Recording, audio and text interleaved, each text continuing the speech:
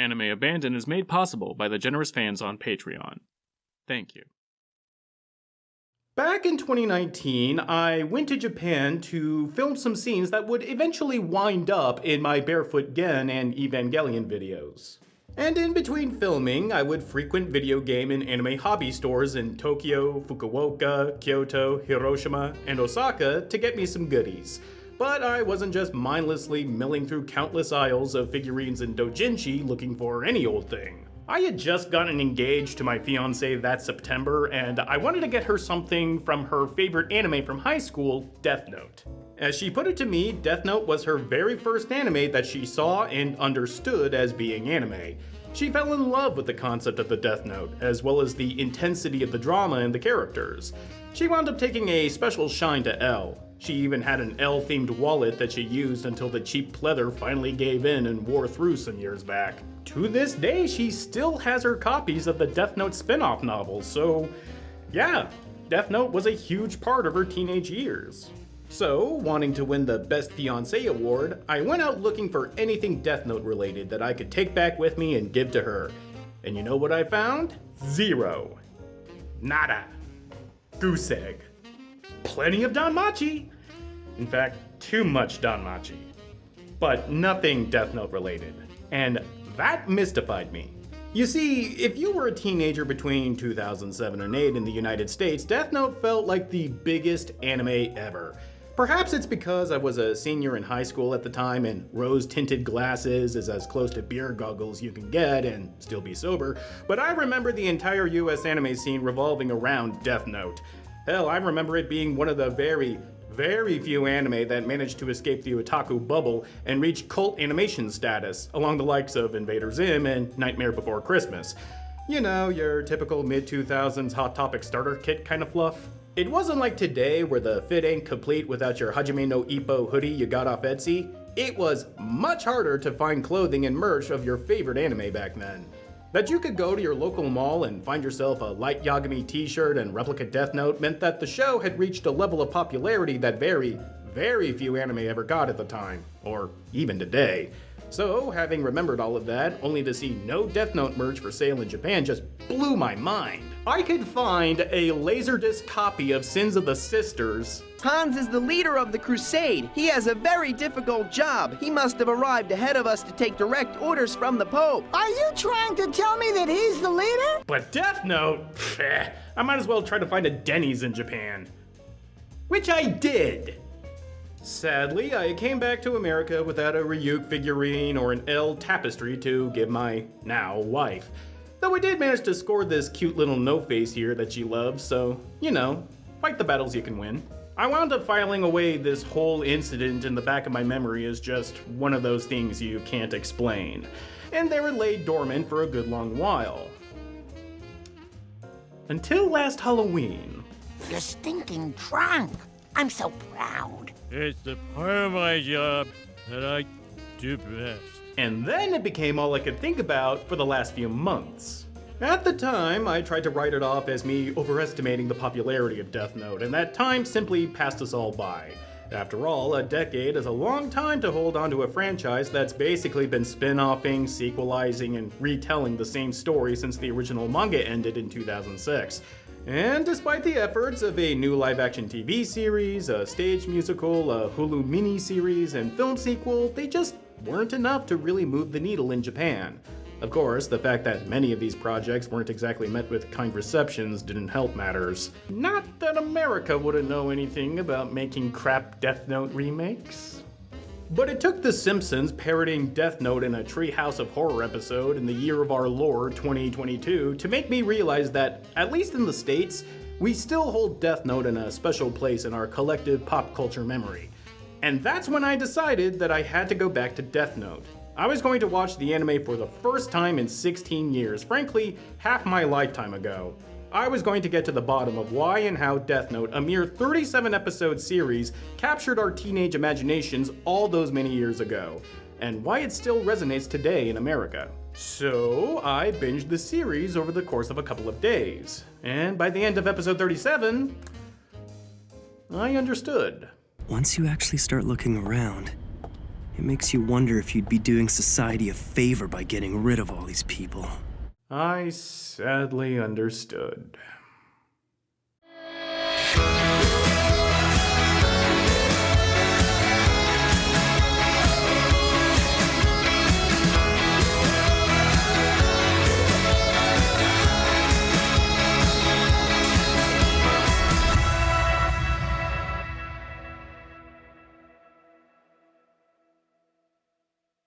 Part 1.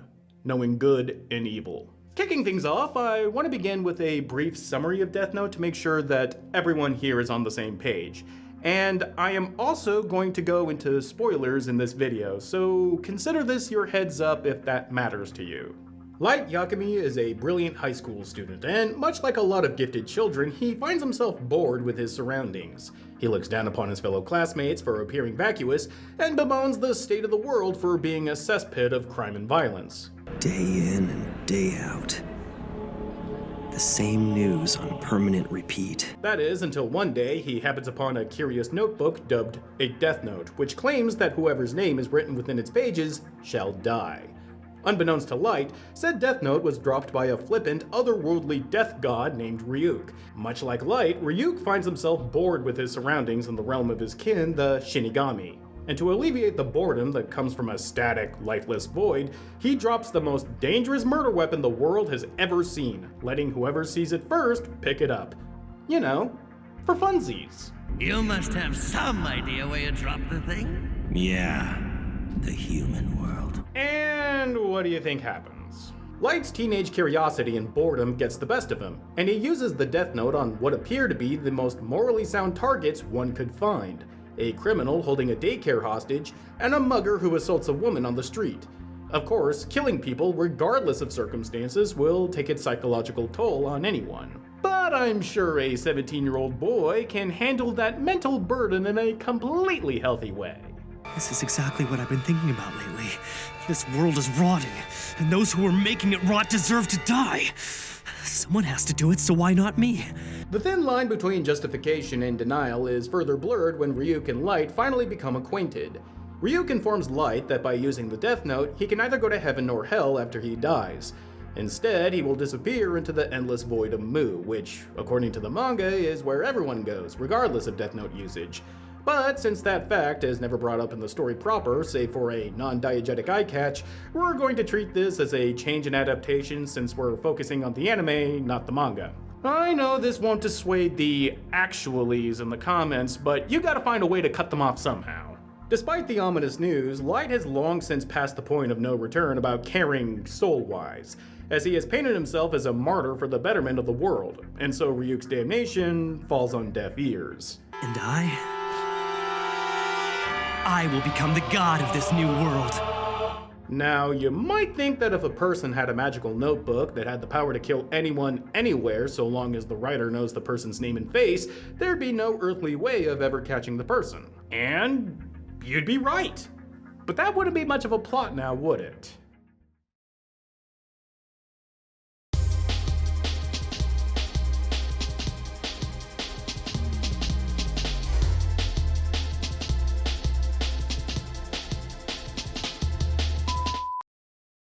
Thankfully for the rest of us, in comes the most brilliant detective in the world, the mysterious L, whose powers of observation and both deductive and abductive reasoning go beyond the likes of Sherlock Holmes and drive straight hard into metagaming on an RP server territory. Whether the guilty party is an individual or a group, there's a strong possibility that they're Japanese.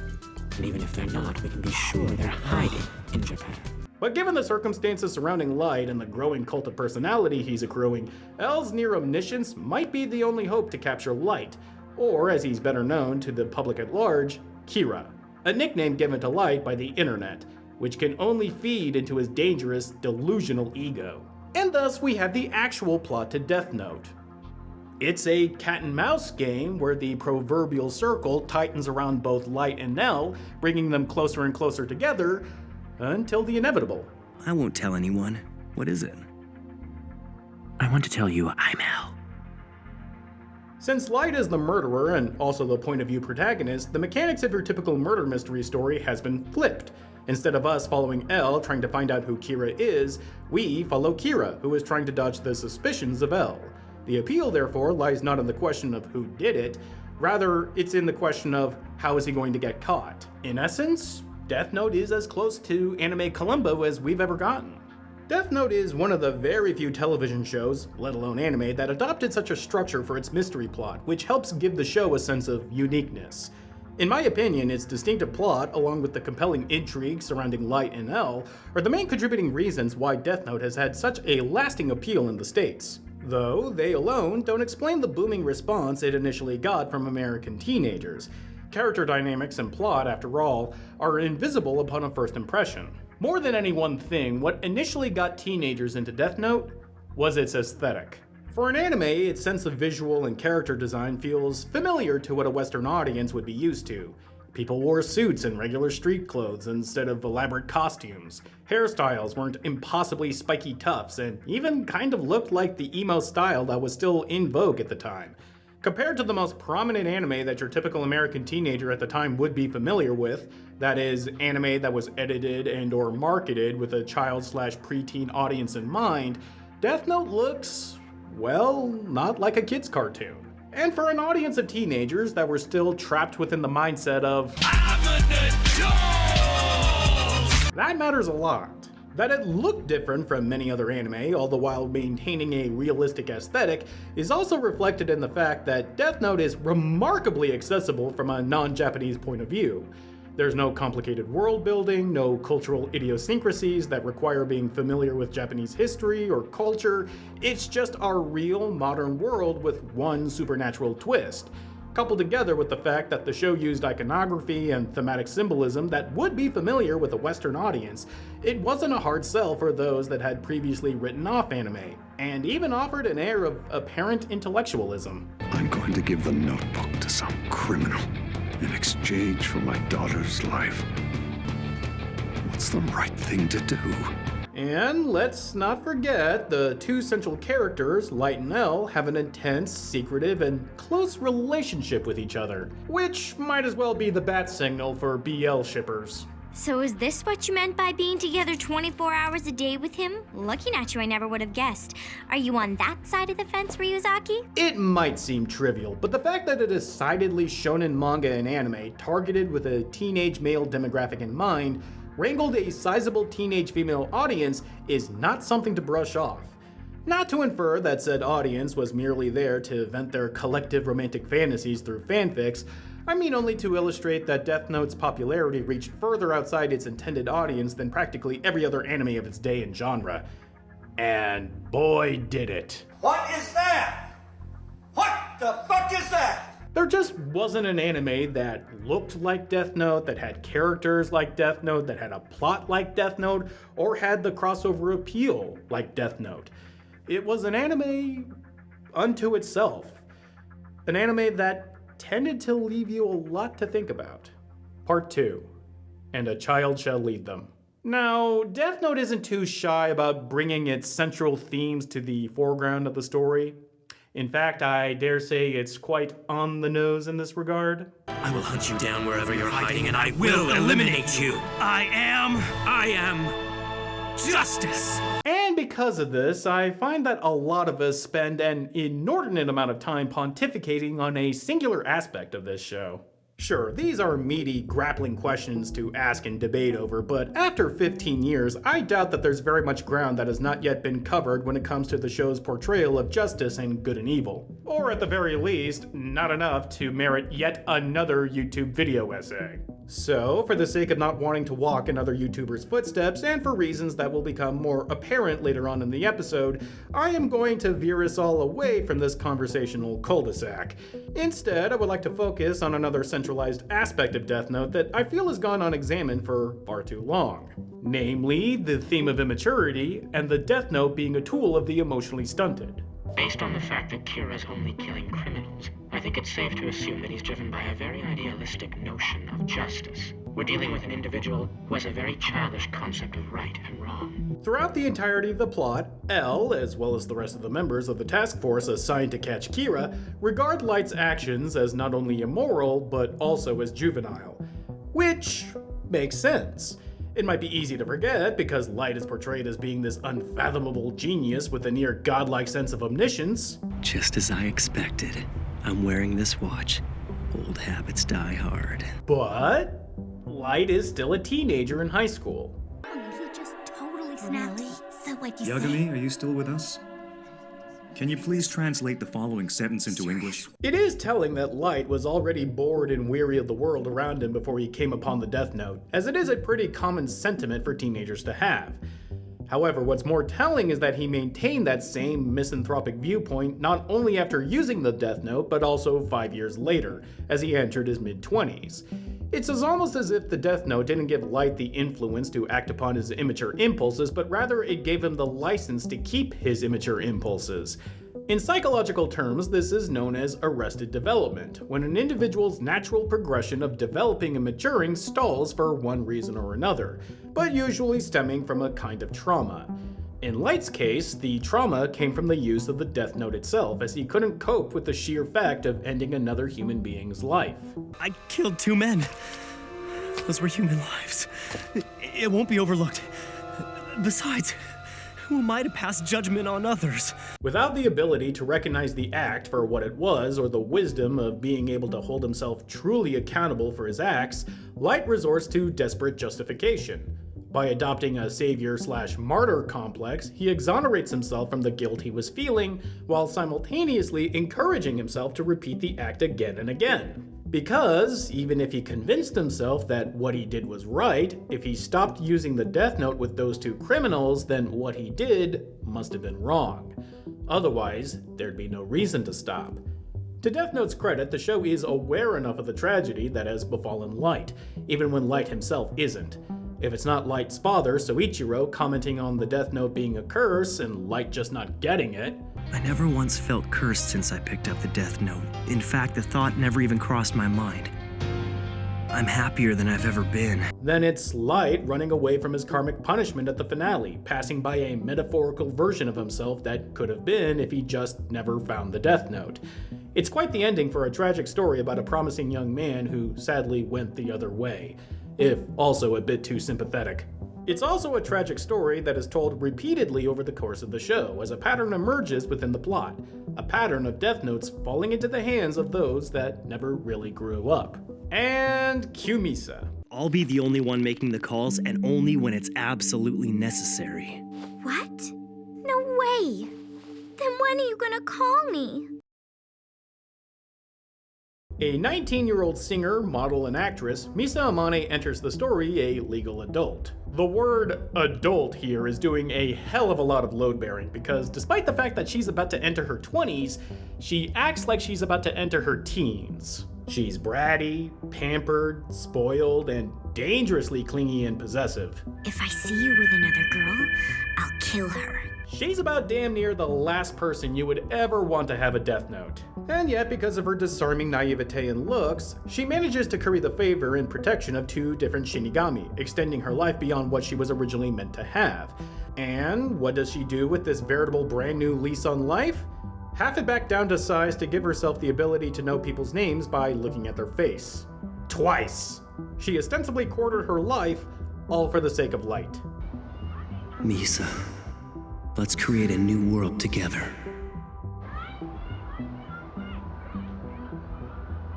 She latches onto Light when she discovers that he's Kira, and thus responsible for killing her parents' murderer. In gratitude, she abdicates any semblance of self-actualization and renders herself his servant, not caring at all if she winds up being used by him. And all she wants in return is for Light to be with her. I could be your eyes, so...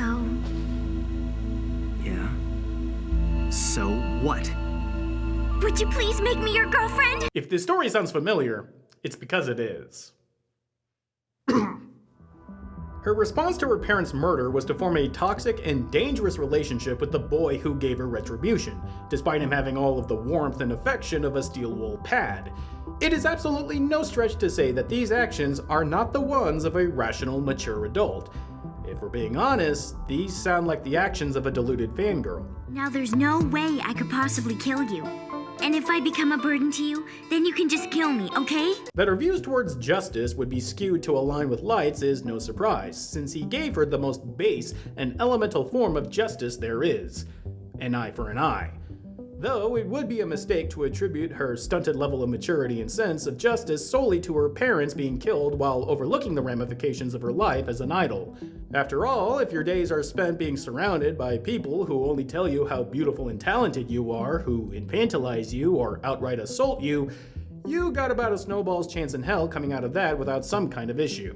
After you get famous, you stop growing because you don't have to. Every celebrity has an age of stagnation. Finally, we have the curious case of Teru Mikami, a criminal prosecutor who comes into possession of a death note by means the anime didn't have time to show. So they hand-wave it away with Light just happening upon him on television, and he somehow intuitively knows he would be totally cool with being his proxy/puppet. Which won't be the first time the anime had to cut a narrative corner, as it were, to fit the runtime. But we'll get to that. Unlike either Light or Misa, Mikami's trauma doesn't come from an emotional place, but rather an ideological one. As a child, his sense of morality was exactly that of a child's. Good was good, and evil was evil, and evil needs to be stood up to and be punished. There is only good and evil. That was one of the first universal truths I grasped from observing the world around me when I was a child. And while this simplistic morality holds water in the world of a child, the complexity of the adult world comes crashing down on Mikami by middle school.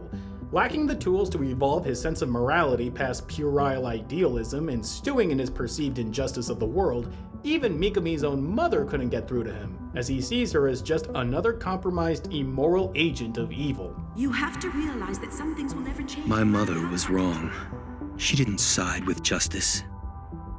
She was one of those who deserved to be deleted. While his is a relatable struggle, as we all have to come to terms with the world and its many injustices in our own way and time, Mikami's inability to reconcile himself with reality has stymied and warped his sense of right and wrong, using the Death Note not only to kill people accused of crimes, but also people he has deemed unproductive. All the while, he dehumanizes his victims by contextualizing their murders as him deleting them like they were numbers on a spreadsheet. Delete. Delete! Delete! While all three characters share an immature sense of justice, what's most interesting to me is how the anime juxtaposes their shared immaturity with those that are out to capture Kira. L is more of a construct than a character, existing as a foil to Light and his warped goal. His individual characteristics, that is, the ones that are established outside of his relationship with Light, are left intentionally threadbare to the point where the audience has a hard time taking much of what he says or does in good faith. I lived in England for about 5 years when I was younger, but save your breath. Nothing in that story would reveal Elle's true identity, I promise you. Soichiro, on the other hand, is a much more upfront and examined character, and he also shares the same desire to catch Kira as Elle. Thus, we have a better understanding of Soichiro's character and how he fits into the theme of immaturity and justice.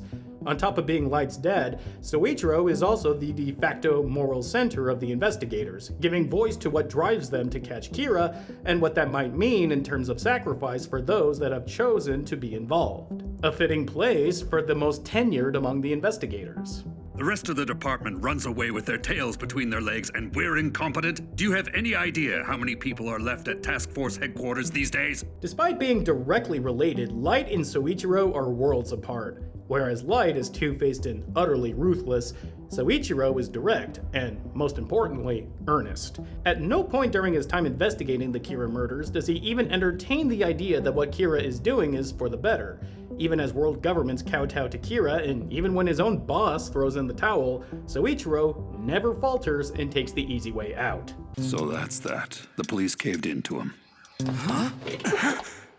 Mogi and I have already made up our minds on this. In a few hours, I'm no longer going to be your chief. Even Soichiro's most morally dubious act, threatening Light with a gun loaded with blanks to see if he cracks and confesses to being Kira, still didn't visibly harm anyone. But that's more likely to do with Death Note not understanding how blanks work. His only moment of moral weakness and doubt is when he understandably wonders if his pursuing Kira is worth what's happening to his family. What in the world am I supposed to do now? But he continues the search, and it's his time-tested moral fiber that allows him to weather temptation to become just like Kira.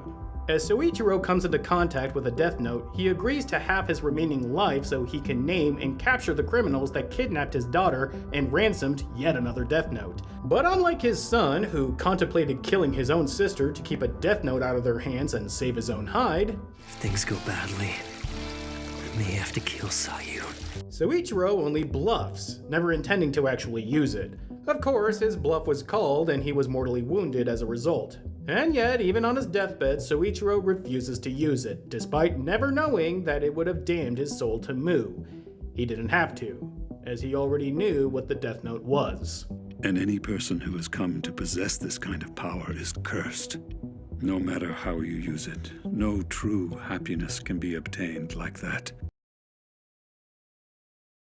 While it could be argued that Soichiro benefited from knowing that the Death Note was real before he touched it, whereas Light had to find out firsthand, knowledge itself doesn't grant one the ability to wield said knowledge effectively, or for our thematic purposes, morally. Both Light and Soichiro would find out in their own ways that the Death Note was in fact legitimate, and both were put in morally justifiable situations to use the Death Note. But whereas Light continued to use it, lacking the wisdom and self-awareness to realize what he was doing, Soichiro had enough life experience to know that such a thing as a Death Note was dangerous. We'll never know what would happen if the roles were reversed and it was Soichiro who happened upon the Death Note instead of Light, but perhaps not knowing is the point. Ironically, Soichiro's karmic reward for his wisdom was that he died in ignorance, believing his son wasn't Kira. But considering the path that Light chose, it was probably the kindest gift he could have ever received. Dad, no!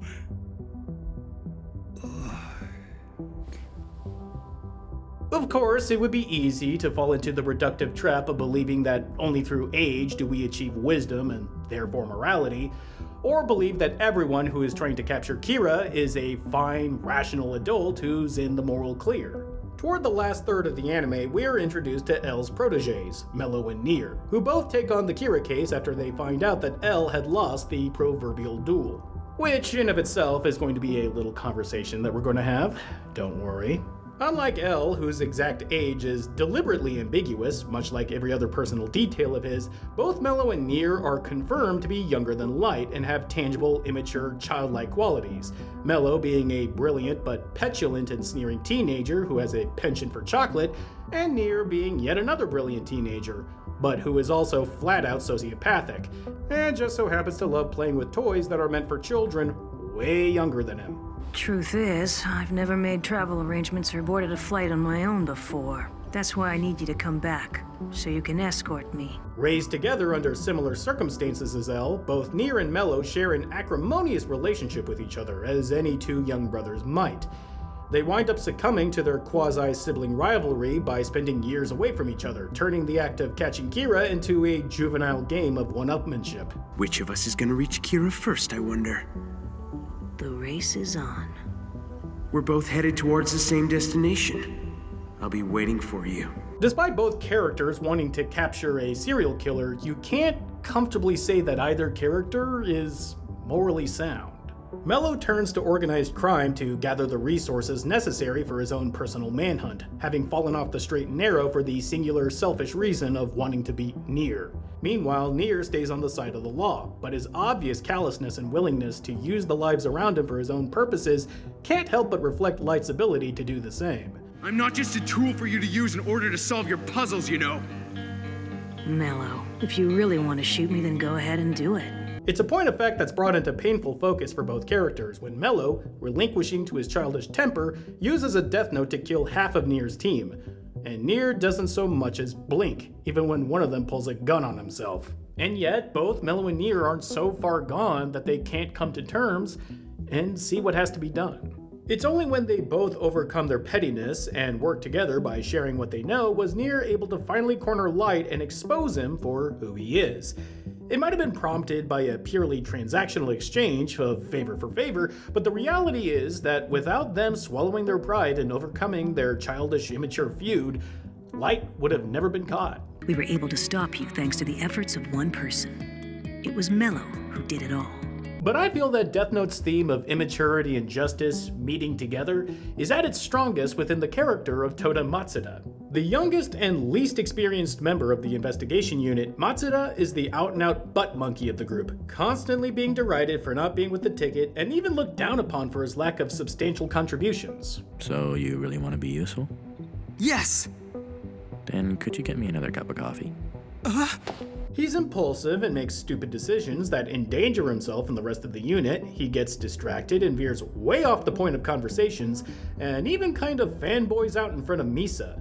Overall, he's a minor character in terms of plot and story, but in terms of theme and morality, he might be the most important character. Because he's the only one of the investigation unit who actually considers the morality of what Kira's doing. So now you think Kira is justice too? I don't really know.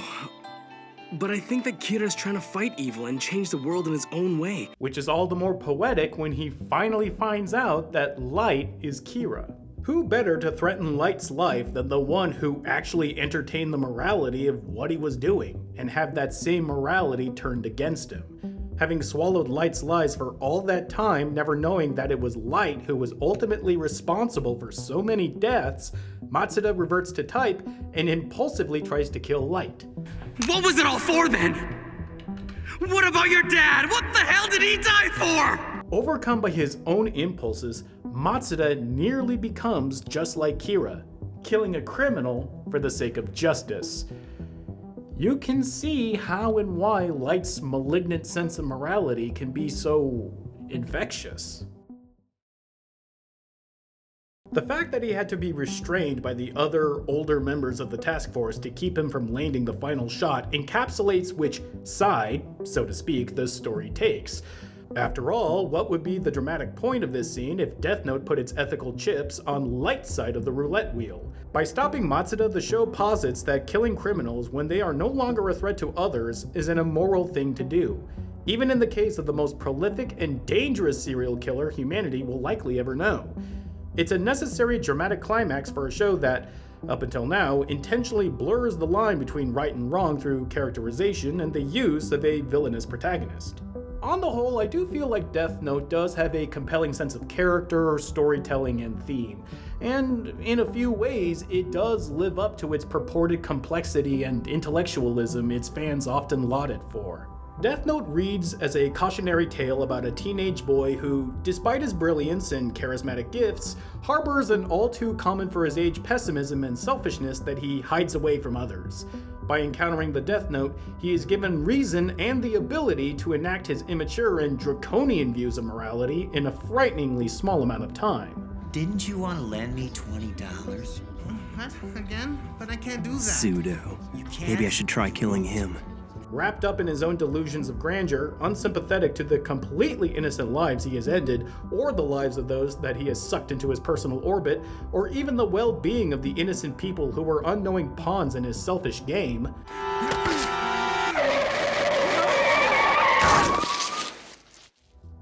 Light remains blissfully unaware of what he has become, having buried himself deeper and deeper into his own lies. So much so that even when he's told directly to his face what he is, he refuses to believe it. In the end, you're nothing more than a crazy serial killer. That's all you are. Useless fools, as if they could ever understand. The text of Death Note reads like an involving modern-day tragedy. However, the way the anime tends to frame this text is another matter entirely. Part 3. Sympathy for the Devil. Tell me, Light, from the moment you were born, has there ever been a point where you've actually told the truth? In general, Death Note suffers from a lot of adaptation issues that are pretty common. But what's unique about them is that not only do they affect the narrative, but also the show's own morality. The show has many a cut corner to help abridge the plot of the manga, which range from the benign, like having both Nier and Mello introduced in a single scene, only to have them thrust right in the middle of the hunt for Kira immediately afterward, to the outright goofy, like having Nier go Super Saiyan God mode to magically divine that Murakami has a Death Note.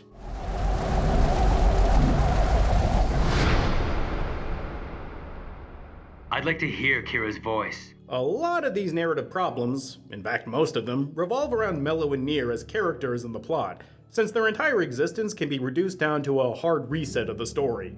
Elle dies, and then from out of nowhere, in comes two more children that Elle just so happened to mentor, and have had no prior mentions of until now. From a mechanical standpoint, this can't help but feel like the plot is starting all over again. On a conceptual and thematic level, it makes sense that Light would be caught by Nier and not Elle, since his character shares a more adversarial relationship with Light's than Elle's. But we already went through the process of someone investigating and discovering Kira's possible identity. Now we have to watch it again, twice over? It's a damned if you do, damned if you don't situation. You either follow the manga and cover the exact same ground to get to where we already should be, or you just show a couple of frames of exposition and hit the fast forward button to get the show on the road already. I suppose given the choice, I'd prefer having this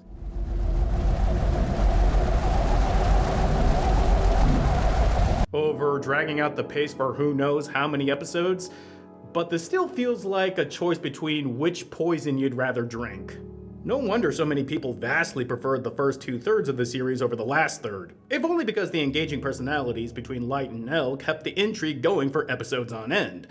To put it bluntly, what is Lupin III without Koichi Zenigata?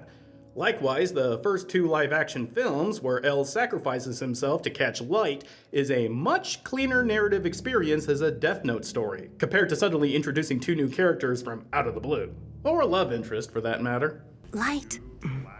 I thought you and I were seeing each other. That is, we're more than just friends, aren't we? To think that I'm actually going out with Miss Takata, the famous Miss Todai. Who? Unfortunately, Ms. Kiyomi Takada gets the short end of the stick when it comes to the anime. She's suddenly brought into the story, having to blatantly tell the audience she and Light are dating, and then one episode later, having exactly 2 scenes to her name up till now, Light kicks her ass to the curb by ghosting her. The anime treats her with such an hilarious amount of neglect that I bet a lot of you out there probably forgot she existed, even after she died by being burned alive by Light.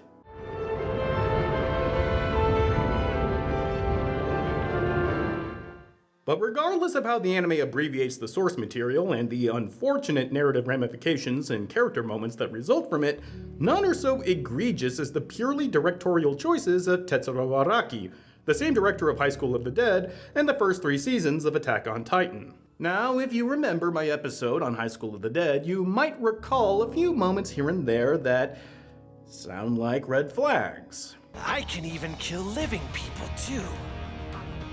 Maybe start by the ones who made fun of me! And as for Attack on Titan, well, that deserves its own episode. But his first major television project that he directed was Death Note. It's obvious that Araki wanted to keep faithful to as much of the manga as he possibly could, recognizing the limits that would inevitably fall upon a television anime. And yet he was not deterred from changing the structure of certain scenes and how they were presented. それからエルが死ぬその瞬間が最も悲しい瞬間に見えるにはどうしたらいいだろうかと。そこからオリジナルのシーンを足すという方向に発想しました。When we look at the manga and the anime, we can then begin to draw a line delineating between the original text and Araki's interpretation of the original text. The most glaring difference between the anime and the manga is the ending death scene of Light. The manga leaves little room for redemption, with Light sprawled across the warehouse floor, writhing in pathetic pain as Ryuk informs them that there is no afterlife, just empty blackness. It's a brutal and unflinching karmic ending for a character that has ended the lives of untold thousands of people. Whereas in the anime, it's a whole lot more sympathetic. Somehow, Light is able to gather the strength to run from the warehouse, only to be reminded of the innocent child he used to be, going the other way. He pushes his dying body up endless flights of stairs as if he's trying to escape his doomed fate and reach paradise, but dies alone on the steps, bathed in the warm rays of light coming from the windows. His last breath before dying is met with the apparition of Elle, whose face is obscured to make the audience wonder if he was looking at Light the way he did when he died in his arms 5 years ago. The entire sequence is backed by a wistful piano ballad, bedded in a wave of somber strings and lilting flutes, as if lights of angels are literally singing him to his rest.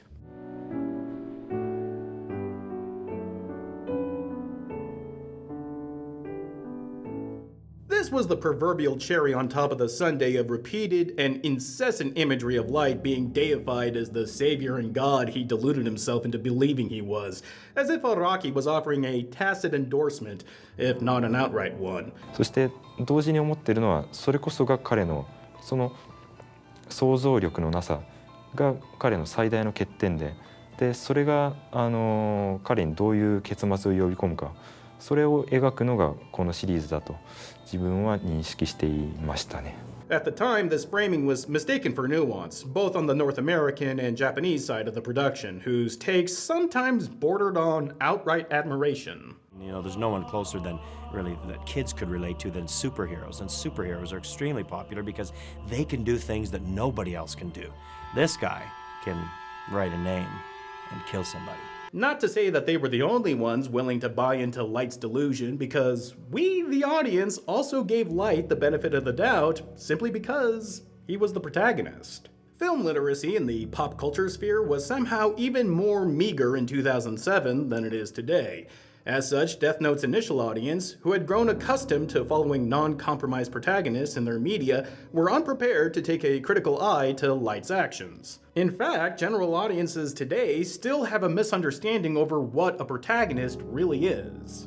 If we wanted a purely clinical definition, a protagonist is the central or leading character in a story or drama, usually, although not necessarily, the hero or heroine of the piece. The protagonist is the character that drives the plot of the narrative through their want, need, or compulsion, regardless of morality.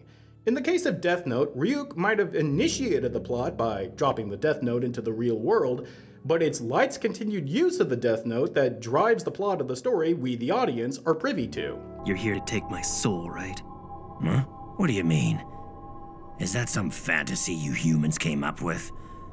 I'm not gonna do anything to you. Light is the inarguable protagonist of Death Note, existing in a pop culture sphere that is predominantly populated with more, shall we say, virtuous protagonists.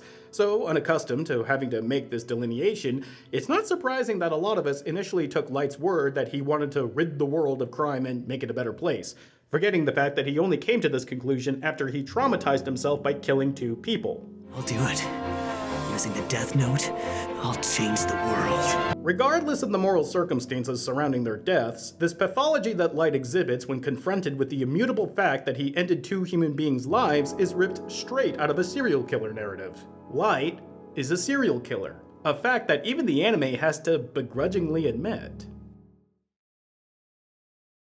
And as a serial killer, Light has a startling amount in common with another fictional serial killer, John Doe from Seven. And I don't just mean that David Fincher's name was used as an Easter egg in the Death Note, or the fact that both characters have a notebook motif. Light and John both came to the conclusion that the murders they committed were done in response to a rotten world that they believed they inhabited, each punishing their victims for their transgressions against the law, God, or common decency. This world is rotting, and those who are making it rot deserve to die. Only in a world this shitty could you even try to say these were innocent people and keep a straight face? The only difference in terms of the relationship both characters share with the audience is that we don't meet John until the last act of Seven, and we are intentionally left wondering what his real name could even be, let alone what could motivate a person to do what he does.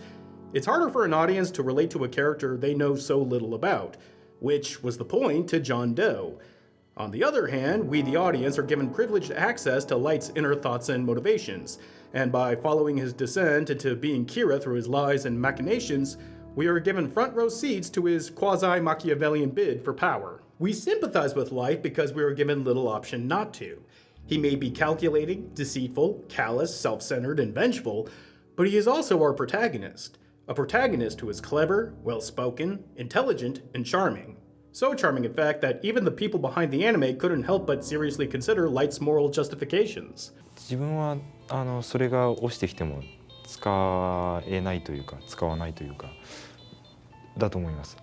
それによって訪れる結果とかを想像してしまう。で、しかし主人公のライト君はそこを想像しないことが一番の強さだと思うんですね。These traits are powerful because of how desirable they are to have, and all of these traits are found within many of villainous protagonists. But something else outside of the text of Death Note helped ingratiate Light Yagami into the canon of the American antihero. Something that we're still feeling today. Part 4. Better to reign in hell.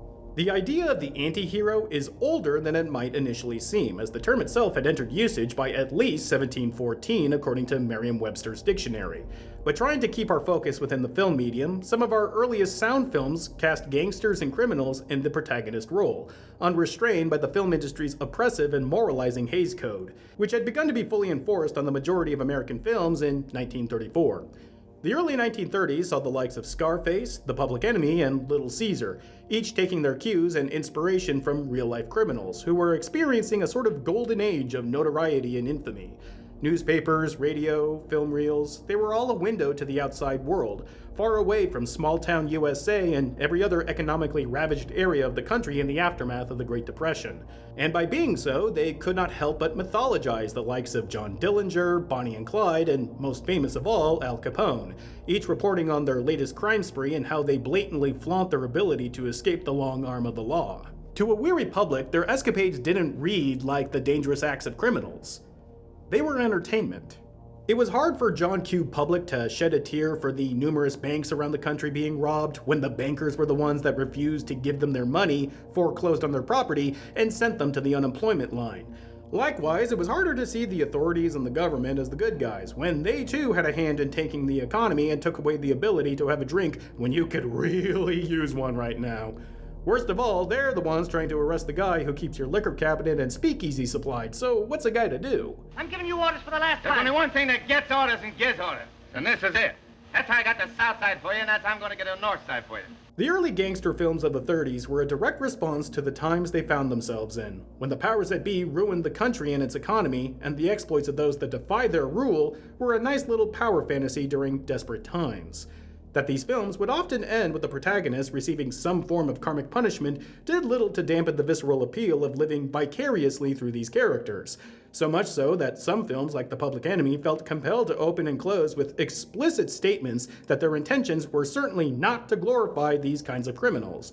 Whether or not these back-footed bookends were genuine, or just a quick means to shirk off culpability, means little when compared to the compulsion to put them there in the first place. The US, for its part, wasn't the only country producing films that centered on organized crime, as Japan and its film industry has quite the history as well. The 1960s and 70s saw a wave of Yakuza films being produced for the Japanese market.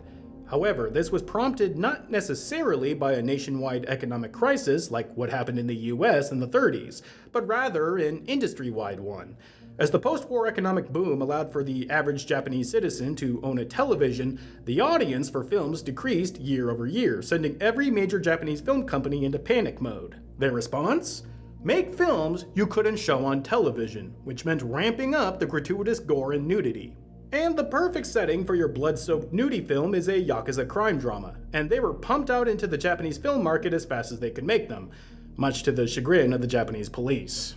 If I could be afforded this little aside, one of the most bizarre stories that came out during this period happened during a long-standing feud between the city of Hiroshima and Toei Studios.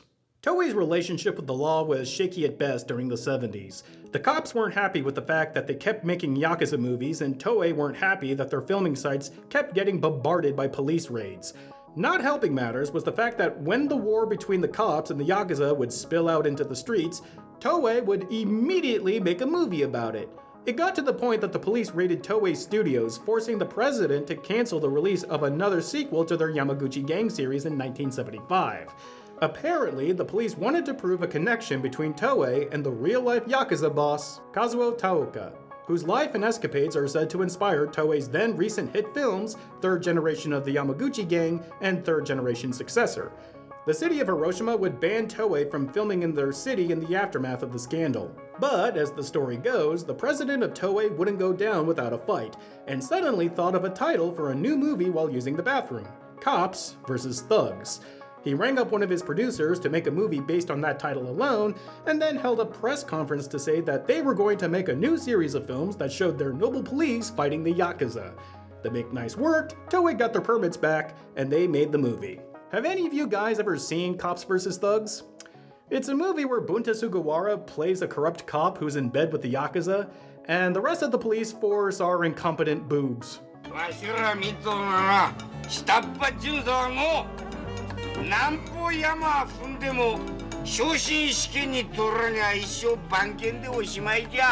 Toei pulled a fast one. What chrome-plated balls on these guys?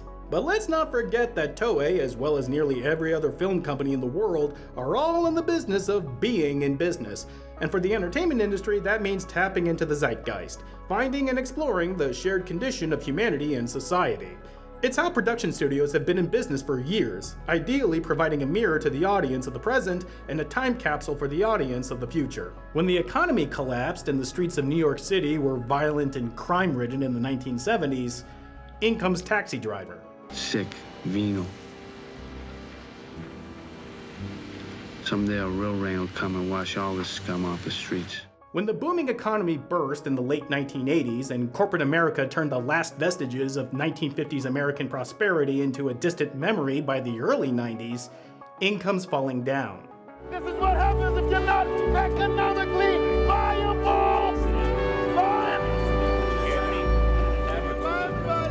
When rampant consumerism turned our lives into empty and hollow drudgeries through endless cubicle mazes, thus rendering classic masculinity utterly moot in the late 90s, in comes Fight Club. You are not a beautiful or unique snowflake.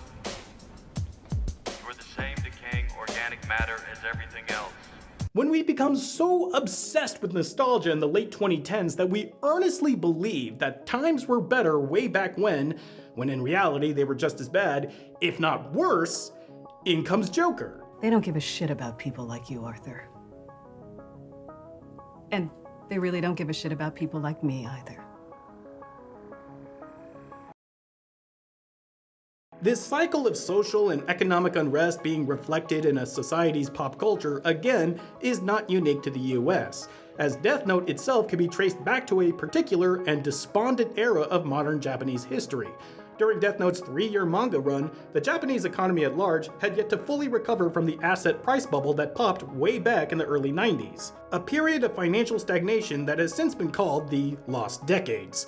By 2003, the same year that the Death Note manga premiered, the stock exchange was trading at a new historical low, and the government's attempts to halt deflation were unsuccessful, all of which contributed to an unemployment rate that had just seen a new peak since the price bubble burst at 5.31% in 2002. But the youth unemployment rate was even higher, at over 10% in 2003. That's 1 in every 10 Japanese person under the age of 24 out of work. Japan hasn't seen a rate that high in the last 30 years. The teenagers that were coming of age at this time were stymied by a lack of opportunity that was afforded to their parents, who had entered the workforce in the booming 80s. From this perspective, you can understand how a story about a teenager just about to enter the workforce having a dim and pessimistic view of the world at large might ring true with an audience of teenage manga readers. この東京はな、血にまみれた鉄でできた機械なんだぞ。お前は判断してくれだって。何にも分かっちゃいないんだよ。I mean, there's a reason why a Death Note winds up in the hands of a conniving and completely irredeemable corporate executive. Everything I could ever want. Money, power, and a beautiful wife. That'll be enough to make anyone envious. And the fact that the only reason why he got one in the first place was because it was all according to Keikaku is just the chef's kiss on this teenage power fantasy. For its part, the timing around the anime adaptation's premiere in Japan and the US could not have been better, or worse, depending on how you look at it. Having its initial broadcast in Japan in 2006, and then in the US in 2007, Death Note would be greeted by an audience that was just about to experience the worst financial disaster since the Great Depression, the 2007-2008 financial crisis. And I don't think I need to go into how that affected our generation. During a time when an entire generation felt that their future was stolen, an anime about a handsome, popular, and seemingly intelligent teenager who believes that the world is unjust and that they alone would be able to fix it would suddenly catch fire and become one of the most popular anime in the US. Moreover, because the show was overly soft on Light's views of morality and went out of its way to paint his visage in a deified light and paints his murders as a necessary evil, it helped foster the idea that the angst the audience was feeling was outside of their control, and that they were right to feel as though the world was rotten. It affirms the nihilistic teenager, and also imparts upon them a sense of superiority for realizing what Light realized, going so far as to be willfully blind to all of the show's attempts to cut Light down to size. You actually thought you were chosen because you're so smart or something? Don't be so vain. It just happened to fall around here and you just happened to pick it up. To be blunt, Death Note, by its own plot and telling, coddles some of the most toxic and destructive thought patterns an isolated and socially ostracized teenager can have. And who else were otaku but isolated and socially ostracized teenagers, especially in 2007? Of course, those same isolated teenagers wouldn't remain so isolated for long. Many would rather deny my existence, but on the internet, where you can remain anonymous, support for Kira is growing. Death Note's release and subsequent popularity also just so happened to coincide with the proliferation of broadband internet. By April 2008, over half of all US households had a broadband internet connection, allowing for the rise of social media, streaming music and video, online shopping, basically the internet as we know it today. However, the internet and subsequent culture had yet to reach the mainstream in the US, as the internet space was dominated by the perpetually, chronically online. I mean, even more so than it is today. If there was any buzz to be had about Death Note in the US, it was because otaku had spread the word of mouth online, way before it ever made broadcast on Adult Swim. From file sharing sites to AMV sites and every other kind of early Web 2.0 fan site in between, the eternally plugged in otaku had already hyped themselves to death and back. As such, the anime benefited from an organically built-in online fan base, being adopted not only into otaku culture in the US, but also internet culture, thereby cementing itself a place in the history of both. Death Note's legacy was built upon the fact that it was the right anime at the right time to capture the attention and imaginations of hundreds of thousands of American teenagers. And it's because of this legacy that Death Note has survived the ebb and flow of time for as long as it has, always remaining popular and never being out of print, having been viewable on legal streaming sites like Hulu since 2009. And after these past 15 years, those of us who are now in their 30s who remember Death Note from high school will most likely regard their time in the fandom as just teenage cringe. We can look back on our embarrassing fanfics, our sloppily edited AMVs, and our mortifyingly bad takes we left on ancient forum threads and see just how far we all have come. Enough time has passed that we can see Death Note, and most importantly its protagonist, in a proper and more thorough light. I mean, we can. Right? Part 5. Strange Gods Before Me. Enough time has passed between 2007 and now for Death Note to be introduced to an entirely new crop of impressionable preteens and teenagers. And it has. Over the last 15 years, you can count on finding a local news story about a middle schooler or high schooler being caught on grounds with a Death Note full of names. Cropping up here and there, the most recent of which I could find happening just last year in 2022, these concerning news stories about troubled children are the favorite kind of fodder for sensationalist headlines. It doesn't surprise me to find out that there are still children out there that are writing out their revenge fantasies in their replica Death Notes. But what does surprise me is to find the sheer amount of young fans that wound up glorifying and idolizing both Death Note and Light Yagami. Maybe Light Yagami was the right person to pick up the Death Note. Or Light Yagami, someone who's actually created a system to benefit the world in which he thinks he is righteous in helping people. With the state of the world now, maybe we do need someone to make that sacrifice for us. Maybe we do need someone to throw away their humanity for the rest of us. Yep. There has always been a tragic lack of media literacy and general laziness when it comes to discussing media in all its forms, and it has created an environment where simplistic and reductive readings of Death Note become commonplace. Now, before we move forward, I want to make it very clear that just because I'm using clips of other YouTubers' videos about Death Note, this is not a license to go out and try to harass them in any way, shape, or form. Period. I'm keeping the names of these YouTubers and the names of their videos out to discourage anyone feeling the compulsion to go and find them. My use of their content is meant only to illustrate the conversations that are being had about Death Note and Light Yagami, and by whom. No more, no less. I don't find it surprising that some of the most popular videos about Death Note on this platform either take Light Yagami's character motivation in good faith, and here Death Note establishes itself as a kind of modern Socratic dialogue, using multiple participants to try and flesh out some universal question like, what is justice? or assume the position that what Light Yagami was doing was a good thing actually, and thus he should have done something different to avoid getting caught. But the ones that I found to be the most troubling are the ones that try to instruct the viewer on how to be like Light. Light has plenty of characteristics that make him stand out as the boss he is. You know, he's overwhelmingly intelligent, extremely witty. You know, he has an unwavering strong frame of mind. So, how can you study to reach Light Yagami's intelligence level? What are the best techniques to use, and how can you apply them? So he reveals he's a member of the task force, that he is approved by L himself, and uses the social proof he got from the receptionist earlier to back it up. The fact that most of these videos are aimed at and made by either teenagers or young men in their 20s is not lost on me. It seems that on top of being co-opted into the US anime canon, Death Note and Light Yagami have also been co-opted by the manosphere and its adjacent subcultures, specifically those that preach the idea of being a Sigma male. If you don't know what I'm talking about, I envy you and your untainted YouTube recommendations, but to begrudgingly summarize, the Sigma male is an archetypal theoretical man who is both ultra-competent and ultra-independent, able to handle any and all situations by just his ungodly charisma, intelligence, brawn, or any combination thereof. He may or may not have a woman or women in his life, but if they do, it's always within the context of his own personal gratification.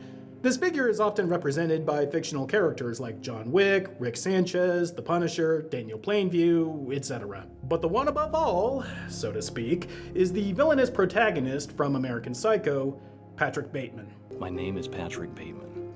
I'm 27 years old. Now you might be asking yourself, why should anyone want to be like Patrick Bateman? Well, short answer, the character lucked into his position at a successful New York City firm by being his father's son, he wears expensive clothes, he dines at fancy restaurants not named Dorsia, and he looks like goddamn Christian Bale. Why wouldn't your everyday guy want to be like him? You know, outside of the fact that maybe he's a violent psychopath?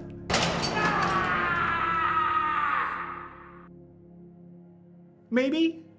You'd think it would take a lot of mental gymnastics to overlook this plainly obvious fact, and yet the fringe have come to embrace his psychopathy as just part of the quote-unquote grind set.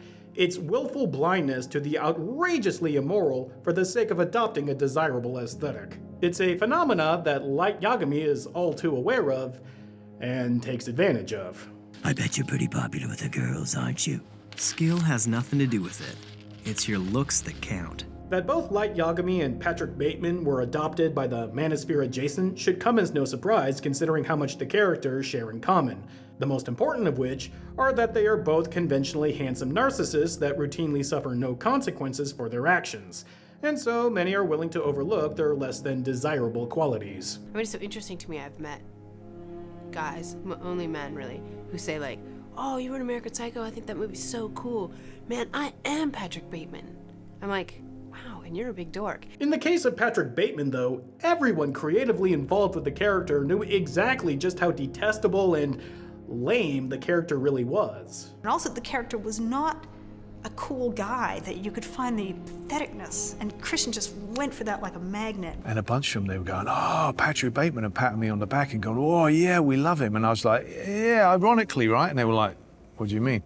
So it was always worrying. And if you read the book, Patrick Bateman is a much bigger doofus than he is in the film, especially during the scene when he makes a fool out of himself in front of Tom Cruise in an elevator.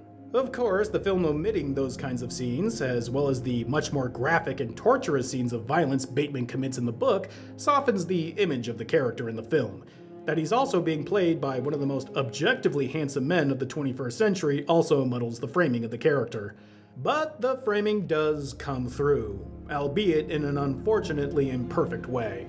Meanwhile, in Death Note, the framing of Light's villainy is not only imperfect, but also intentionally muddled. Even when the story wants to focus on Light's actions as being destructive and less morally justifiable towards the last act of the anime, it still finds a way to let Light off the proverbial hook, as there are often side characters that get the brunt of the blame because they have some level of involvement. Aside from the other characters that each get a death note, one of the most blatant examples of this can be found in the character of Hitoshi Demagawa. As Kira's influence sweeps the world, the unscrupulous television director Demagawa profits off of Light Yagami's murders by sensationalizing his presence, and even adopts the mantle of being Kira's official spokesperson, a position that Light tolerates because of how useful he is. He would prove his usefulness by taking it upon himself to rabble-rouse hundreds of Kira supporters into storming Nier's headquarters. Find them, pull them from the building, and bring them in front of the cameras! There'll be a sacrifice to Kira! A rioting mob, deluded by a television personality, storms a government building to stop a legal process they didn't like.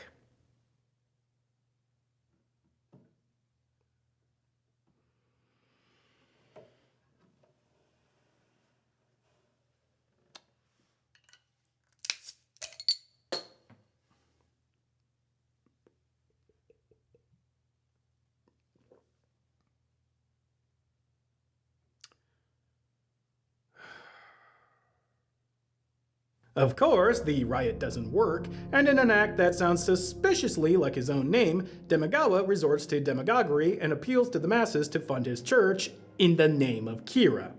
Overstepping his position and influence, Demagawa is killed by Mikami in an act of the faithful punishing the usurper of Kira's glory. Simplistically speaking, this entire plot reads like a cut-and-dry case of somebody who just fucked around and found out. But there is still one important element missing. Where the hell is Light in all of this? Light planned on Demagawa inciting the masses and instructed Misa to kill Nier when he's flushed out of the building. But since it failed, and since Demagawa is the face of the whole escapade and is killed off not long afterward, it doesn't feel like Light really did anything at all, when he most certainly did. The story just keeps giving Light an out, time after time after time, either by framing his motives as a philosophical question of justice. In the last few days throughout the world, but especially here in Japan, we've observed a dramatic decrease in the number of violent crimes committed. Or by making his victims morally reprehensible. Have a female staff member bring all of Spaceland's cash from yesterday. I know it's there. Have her meet us 2 bus stops from the park, and don't make me wait. Or by placing him far away from the crime he was directly involved in. The first gentleman is... delete. It's just way too easy to be blind to Light's immorality, especially if you're a teenager watching Death Note for the first time. But we can help to have a better, more level understanding of Light if we draw a comparison with other like-minded characters. And if you want an honest comparison, you shouldn't look to Patrick Bateman. Rather, you should look to Neil Breen. They're systems that are there to undermine society's best interests for the purpose of greed and fraud. If you're unfamiliar with Neil Breen, he's an amateur filmmaker who self-finances his own films, where he often plays a messiah-like character, sometimes literally so. His characters are the Sigma male personified, always confident, always in control, and always knows how to save the day and restore peace, mostly by killing a lot of corrupt people.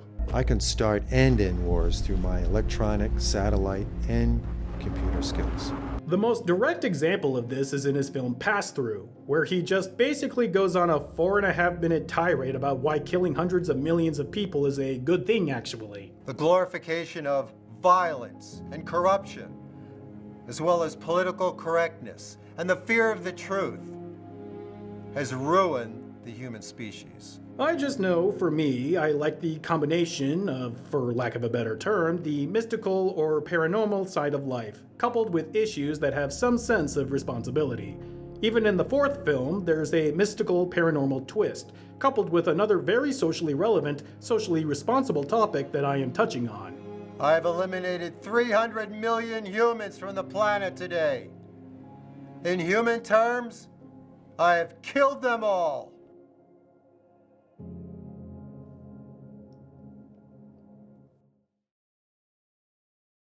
Now, on the face of it, is it unfair to make the comparison between an amateur filmmaker and a professionally animated television show? You bet. But there is a point to be had here. Never in a million years would we even consider the morality of what Neil here is proposing, because it's just outright ridiculous, not to mention childish. So why do we do this for Light? They have the same stated goal of making a just and peaceful world by eliminating criminals and letting honest people live, but while we're busy invoking Plato's The Republic to have go-nowhere, masturbatory discussions on what is justice with Death Note, we rightfully point our fingers and laugh at the sheer lunacy of Pass-Through. Sure, the stark difference in the levels of competency has a major hand in this, and our boy Neil here has all the charisma and screen presence of a common household sponge.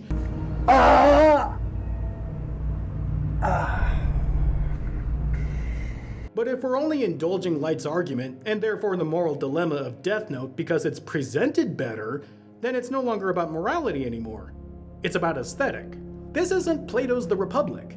This is Jonathan Swift's A Modest Proposal. Because Light has the appearance and mannerisms of someone who is intelligent and charismatic, and because he's able to frame his reasoning in a relatable way, all the while the story responds in kind by framing his actions in a positive light. Since Kid's appearance 6 years ago, wars have stopped, and global crime rates have been reduced by over 70%. Then Death Note can sell the idea that Light has a moral ground for his point of view. Killing criminals, no matter how petty their crime, no matter if they're already serving time in prison, is the only way for a just world, and we, the audience, are then able to buy it.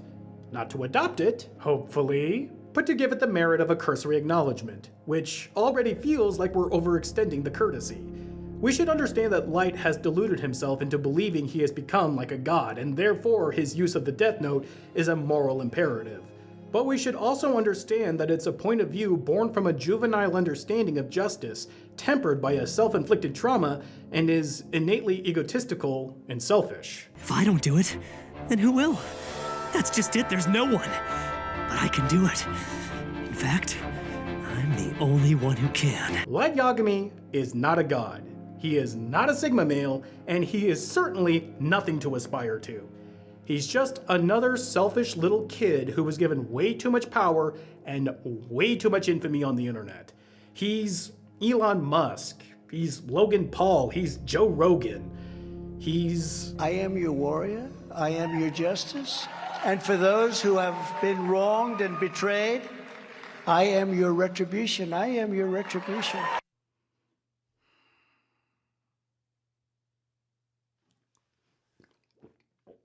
As a fandom, I believe we all have gotten used to the idea that Light is a complex, morally challenging protagonist, and that we all learn to kind of ignore just how much of a chode he is.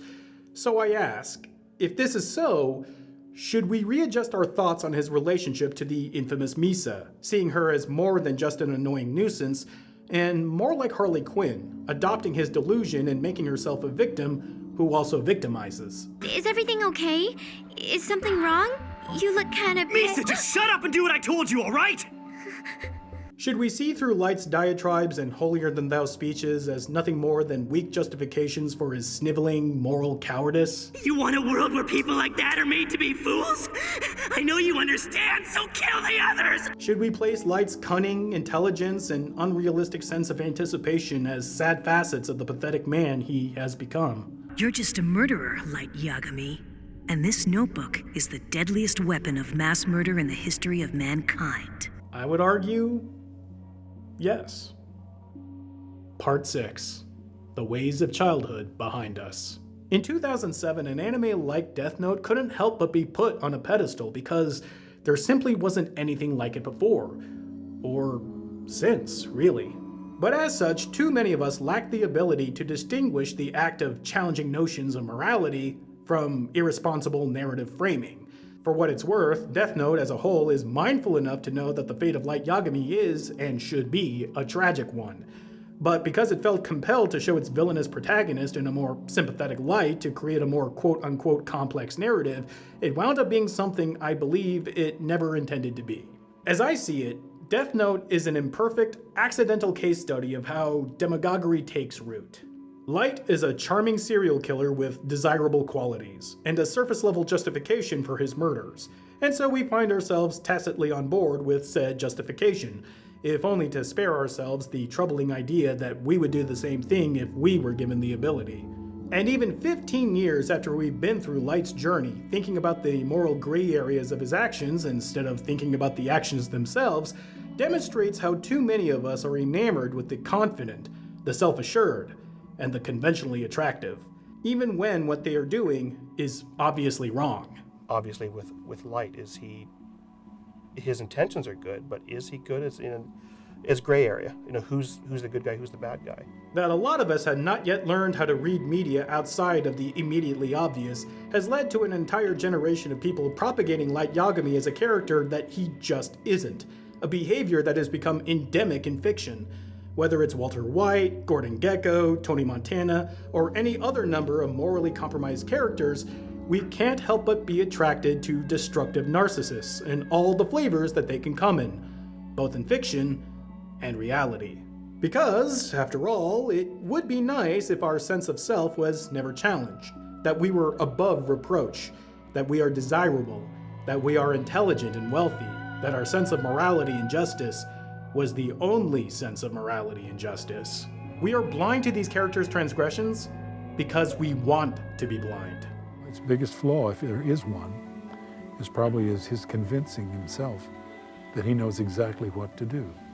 Because not everybody can do that with great conscience. That Death Note wound up creating yet another dangerous narcissist without truly holding said narcissist to task until the very last episode was too little, too late for a large section of the audience. But it is my belief that so long as the anime remains in cultural memory, it will have its overdue public reevaluation. As for me personally, I've made my peace with the fact that, despite my teenage nostalgia attached to the show, Death Note is basically an even less self-aware Dexter. Still, I feel like I owed myself this rewatch of Death Note, because I feel it's important for all of us 30-somethings to remind ourselves how far we've come since high school. Knowing who I was back then, it doesn't surprise me that I was hooked on Death Note and mostly blind to Light Yagami's worst traits. I didn't necessarily want to be him or even have a Death Note, but I was so used to the idea of a protagonist being the good guy that I didn't comprehend the ramifications of what he was doing. It just felt like it was the natural solution to a problem, and I gave it no further thought than that.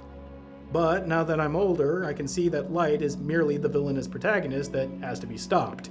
A sad little teenager that had a bright future, but tragically thought it was easier to change the world than to change himself. He was a child at the start of the anime, and he died with a child's selfishness gripping his heart. And it took me a long time to realize that. Perhaps all I needed to do was grow up. Well, Light, it's been interesting.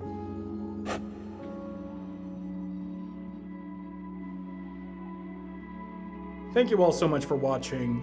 Next up on Anime Abandoned, not only will it be our 12th anniversary, but the YouTube channel itself will be turning 15. And I have something very, very special planned to celebrate my online career. So I hope to see you all there. Till next time.